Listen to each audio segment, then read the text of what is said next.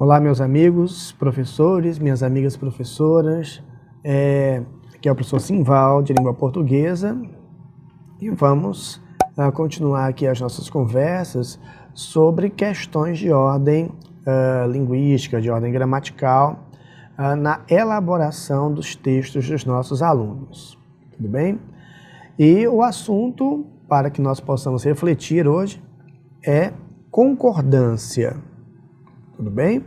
Então, como lidar com o trabalho em relação à concordância de uma maneira mais prática, de uma maneira mais produtiva, para que o nosso aluno possa entender que concordância não é só uma matéria da aula de gramática para resolver questões de gramática, mas que a concordância é algo muito importante para a elaboração, para a produção de textos. Muito bem, então, a primeira coisa a ser observada é que muitas vezes nós somos obrigados, até por questões didáticas, a compartimentar a aula de linguagens. Então nós temos a aula referente a texto, nós temos a aula referente à gramática, nós temos a aula referente à literatura e nós temos a aula referente à redação.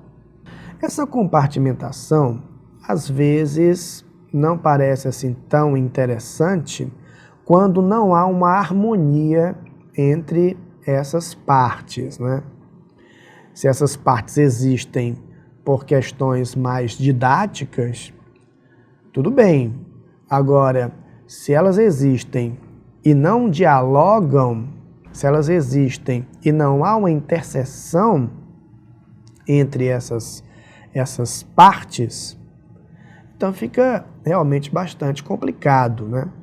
Porque, com base nisso, é possível que o aluno compreenda que a concordância, seja ela verbal, seja ela nominal, serve apenas para a aula de gramática. E aí acaba que o professor tem que fazer tudo de novo quando chega a aula de redação.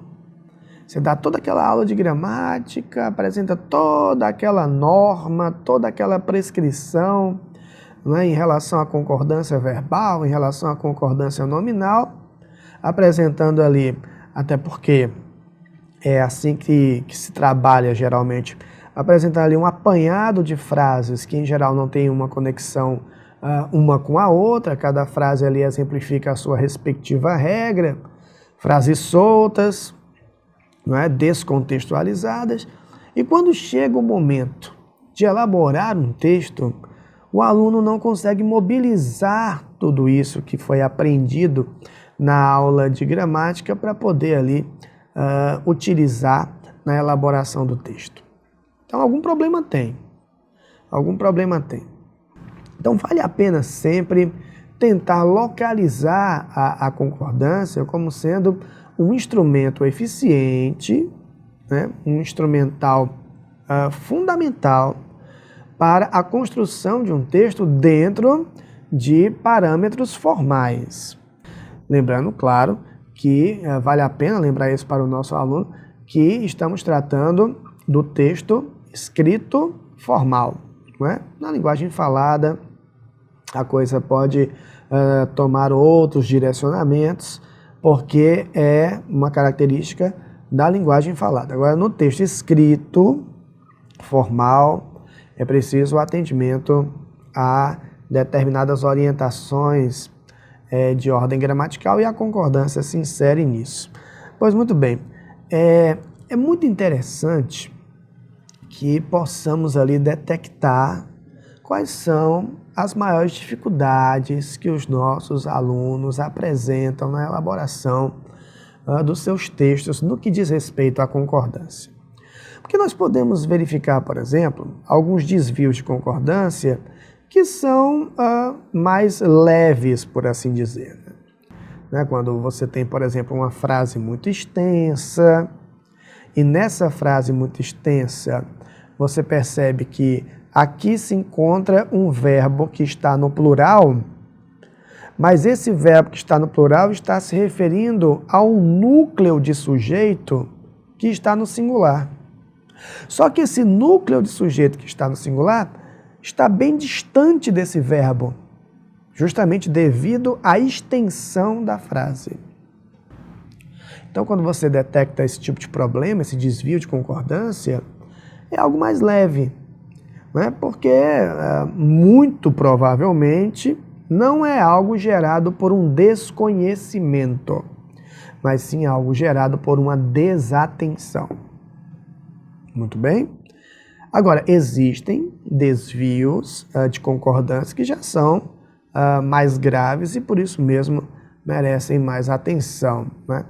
Por exemplo, quando você tem ali numa redação casos assim mais severos, como por exemplo, você tem aqui o determinante, um artigo, né, que está no plural, associado a um substantivo no singular, né? Algo como as, pessoa, né? E aí você percebe que isso se repete muito no texto, que acaba identificando que não é apenas uma simples desatenção, né? Mas é algo que merece ser pontuado de forma mais específica, porque parece ser realmente uma carência, parece ser realmente uma dificuldade que o aluno apresenta, tá? Então, é muito interessante que o professor possa exercitar com o aluno a construção de frases mais complexas, porque isso tem que ser, sim, evidenciado, né? Em se tratando, por exemplo, de alunos do terceiro ano do ensino médio, é interessante e é recomendável que esses alunos utilizem nas suas produções textuais frases mais complexas, né? Eles já têm, assim, em tese, uma maturidade textual adequada para tanto. Mas claro que a realidade é um pouco diferente, né? Então cabe a nós, professores, exercitar com esses alunos a elaboração de frases mais complexas. Frases mais complexas exigem, evidentemente, procedimentos mais complexos, como, por exemplo, né, conexões mais interessantes, né? O emprego da coesão referencial para evitar repetições e também a atenção a fatores de ordem ortográfico-gramatical, né?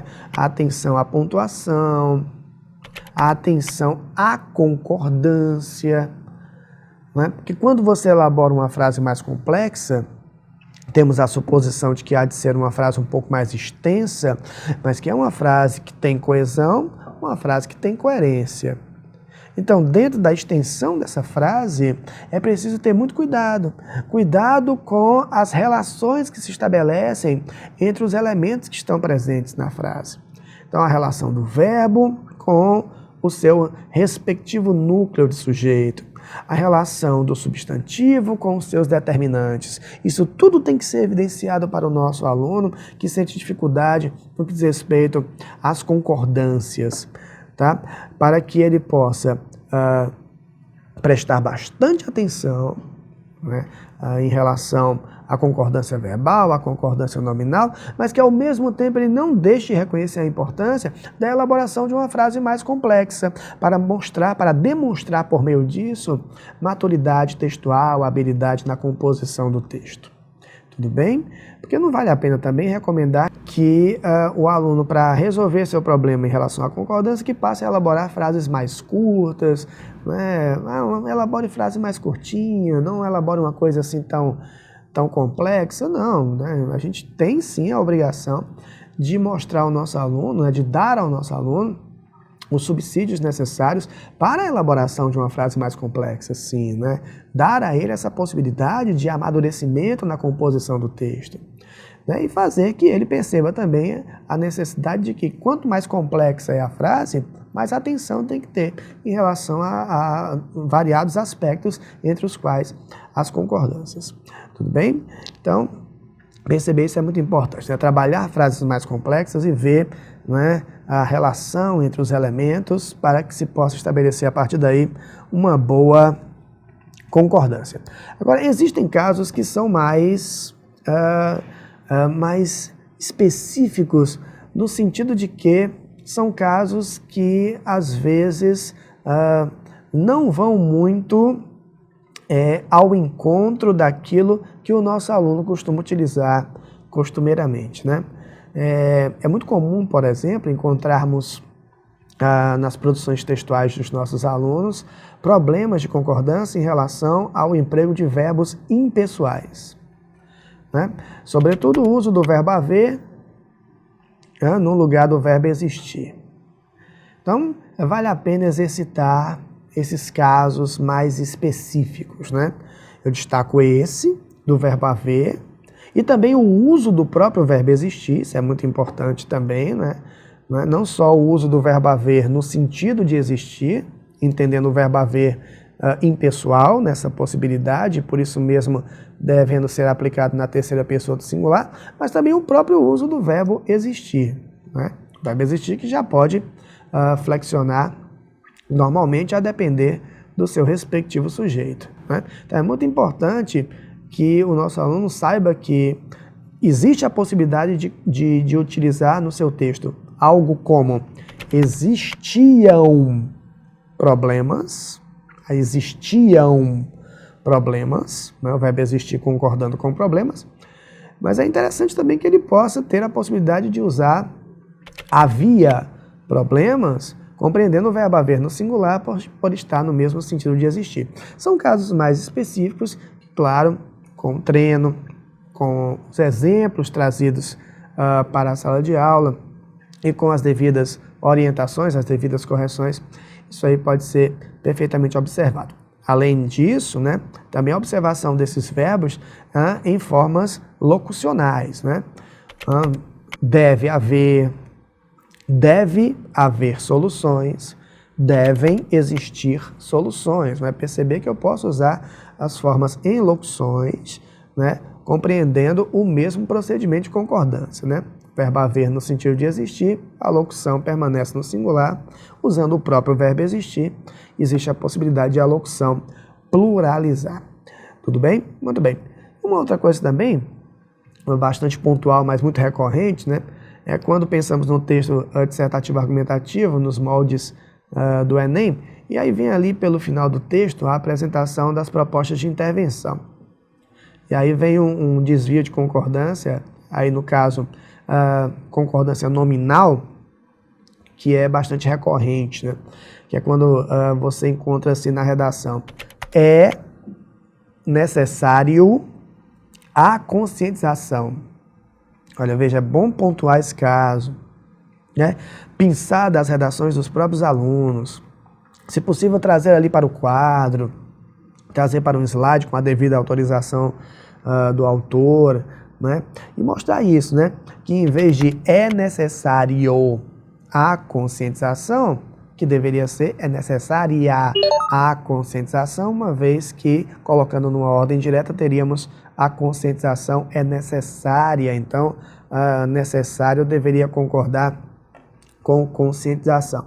Então, pegando esses casos mais pontuais, trazendo para a sala de aula, partindo da ocorrência para chegar à regra, né? Isso é sempre muito importante, né? Partir da ocorrência para se chegar à regra, e não um movimento contrário, não um movimento inverso, né? Apresentar um punhado de regras numa aula reservada para a gramática, esquecendo que tudo aquilo só vai realmente fazer sentido se houver a aplicação textual, tá bom? E claro, utilizar sempre daquela atividade que é super produtiva de solicitar que o nosso aluno realize uma reescrita da sua redação, atentando para questões de concordância, né? Fazendo uma reescrita, atentando para questões de concordância, né? E sempre compreendendo que para a gente cobrar alguma coisa do aluno, a gente tem que ter visto isso antes, né? Às vezes a gente quer cobrar muito do aluno uma coisa que a gente não viu, né? Às vezes o aluno está sendo cobrado em relação a algo que ele não viu ainda, que ele desconhece. Então vale muito a pena partir daquilo que o aluno faz para chegar à discussão sobre orientações de concordância, sobre orientações de outros aspectos de ordem gramatical. Tudo bem? Bom, espero que tenha sido uma discussão produtiva e até a próxima.